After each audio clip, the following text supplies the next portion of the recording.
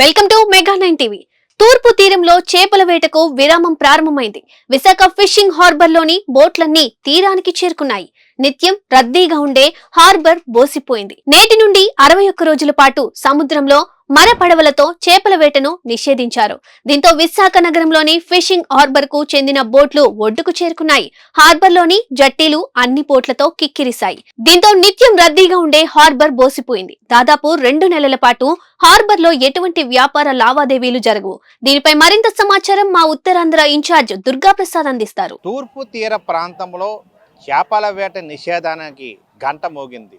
ఏదైతే ప్రధానంగా ఫిషింగ్ హార్బర్లో నిత్యం కలకల్లాడే ఫిష్ మార్కెట్ అంతా కూడా వెలబోయిందని చెప్పుకోవచ్చు. ఏదైతే కేంద్ర రాష్ట్ర ప్రభుత్వాల ఆదేశాల మేరకు సముద్రంలో చేపల ఉత్పత్తి కోసం ప్రధానంగా 61 రోజుల పాటు అంటే ఏప్రిల్ 14 అర్ధరాత్రి నుంచి జూన్ 15 వరకు కూడా సుమారు 61 రోజుల పాటు ఈ మత్స్య సంపద వేట ఏదైతే మెకనైజ్డ్ బోట్లన్నీ కూడా సముద్రంలో వేట నిషేధం కొనసాగుతుంది. ఇప్పటికే మత్స్యశాఖ అధికారులు కూడా ఆదేశాలే జారీ చేశారు. ఎవరు కూడా మెకనైజ్డ్ బోట్లు నిర్వాహకులు ప్రధానంగా మత్స్యకారులు ఎవరో కూడా సముద్రంలోకి వెళ్ళి వేట చేయకూడదు. వేట పూర్తి స్థాయిలో నిషేధం కొనసాగించాలి, మత్స్య సంపదని పెంపొందించాలని చెప్పేసి ఒక ఆదేశాలు కూడా జారీ చేయడంతో విశాఖ ఫిషింగ్ హార్బర్కి బోట్లు రాకతో కూడా ఒకే చోట బోట్లు నిలిపివేయడంతో ఫిషింగ్ హార్బర్తో ఫుల్గా బోటుతో కలకల్లాడిన పరిస్థితి కనిపిస్తుంది. మనం ప్రస్తుతం విజువల్స్లో చూస్తున్న ప్రకారంగా ఎప్పుడూ నిత్యం కూడా మత్స్య వ్యాపారంతో బిజీగా ఉండే ఈ ఫిషింగ్ హార్బర్ వ్యాపారం లేక మరోవైపు వెలవలబోతుంటే ఇంకోవైపు బోట్లన్నీ కూడా ఒకే ప్రాంతానికి తీసుకురావడంతో ఒకే ప్రాంతంలో ఇవన్నీ కూడా నిలిపివేయడంతో పూర్తి స్థాయిలో కలకల్లాడుతుంది. బోట్లన్నీ కూడా ఒకే చోట చేరుకోవడంతో కూడా ఈ ప్రాంతం అంతా కూడా కలకల్లాడుతుంది. మరోవైపు నిత్యం బిజినెస్ జరిగే ప్రాంతం అంతా కూడా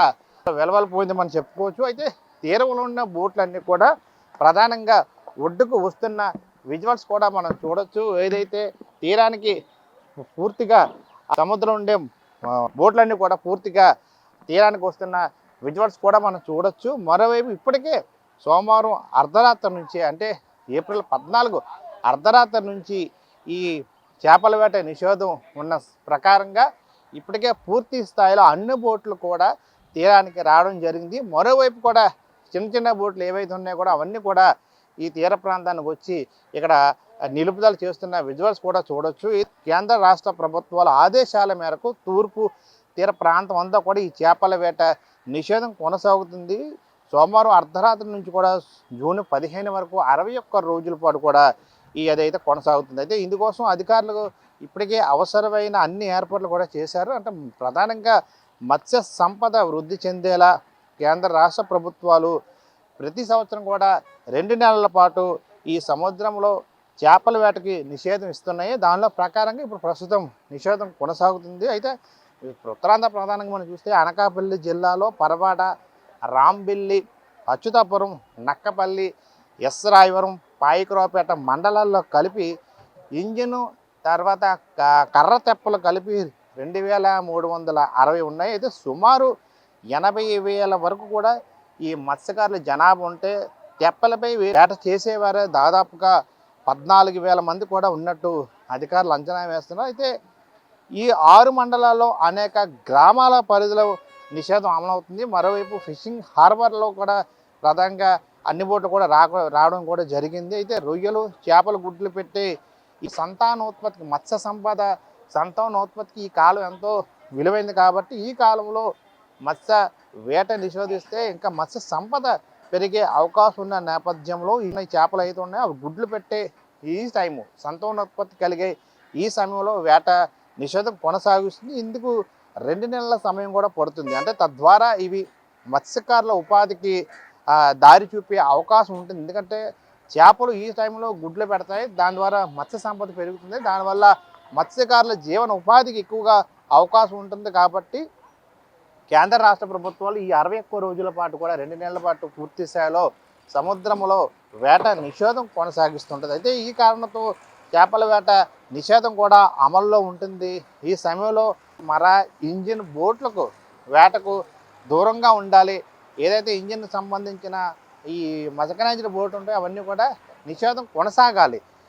తెప్పలు వాటికి సంబంధించి ఎటువంటి ఆంక్షలు ఉండవు. కొన్ని కిలోమీటర్ పరిధి వరకు కూడా అవి లోపలికి వెళ్తూ ఉంటాయి. ఎందుకంటే అవి ఇంజిన్తో నడవ కాబట్టి ఇంజిన్తో నడిచే పడవలన్నీ కూడా ఇంజిన్తో నడిచే ఇవన్నీ కూడా పూర్తి స్థాయిలో నిషేధంలో కొనసాగుతుంటాయి. అయితే కర్ర ద్వారా తెప్పలు ఇవి మాత్రం వాటికి నిషేధం ఉండదు. అవి మాత్రం పూర్తి స్థాయిలో సముద్రంలోకి వెళ్ళవు కాబట్టి 8 కిలోమీటర్ పరిధిలోపే అవి వేట కొనసాగిస్తాయి. అవి ఇంజిన్ ఉండదు.